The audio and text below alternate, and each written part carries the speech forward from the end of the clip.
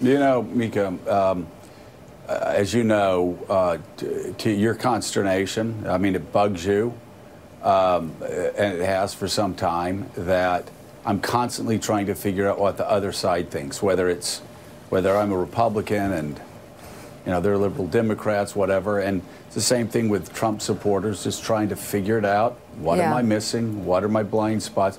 And there are a lot of blind spots, whether, you know, I'm trying to figure out what people on the far left are thinking, or what I'm trying to figure out what Trumpists are thinking.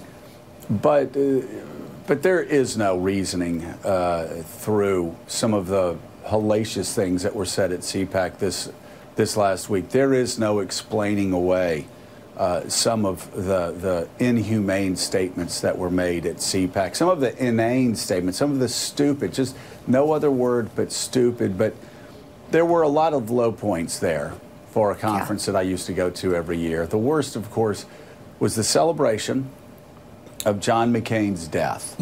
And the fact that the announcement of John McCain's death and the mocking and the attacking of, quote, John McCain's ghost caused the people of CPAC to rise to their feet in a thunderous applause. If you can imagine that these people, who obviously, again, I don't know if they weren't raised right. I don't know if their mothers and fathers never taught them basic values. I'm sure they did. I'm sure they just lost it along the way. Maybe they were just swept up in the excitement of actually being somewhere. I don't know.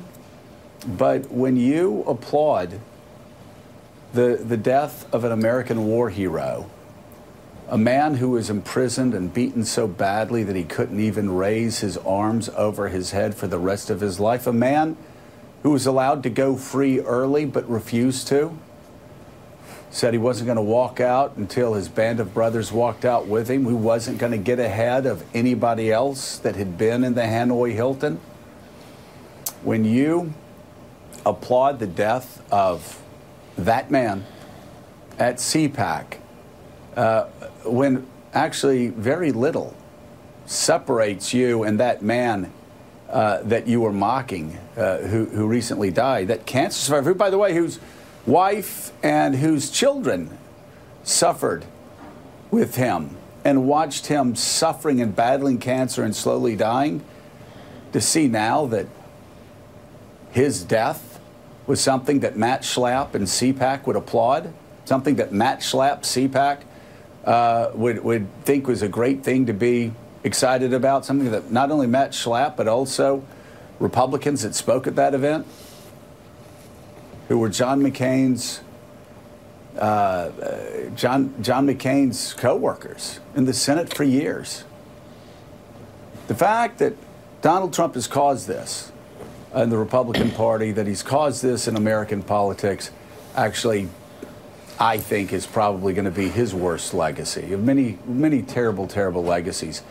But those people that stood up and applauded for John McCain's death, let me just say to you,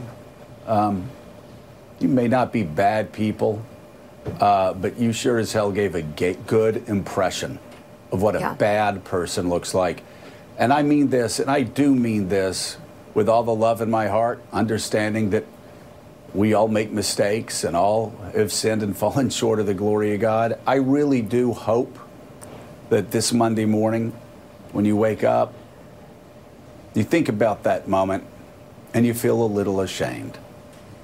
You feel a little ashamed and you tell yourself, I've got to do better next time. I can support Donald Trump without being hateful. I can support Donald Trump and still not devalue the worth of human beings that don't look exactly like me, who don't think exactly like me, who don't worship exactly like me. It's not too much to ask. Just think about it. That's all I'm saying. Just think about it this morning. And yet Republicans are rallying around President Trump. He's firing up his base with that highly partisan appeal, as Mike Barnicle called it, a constant assault.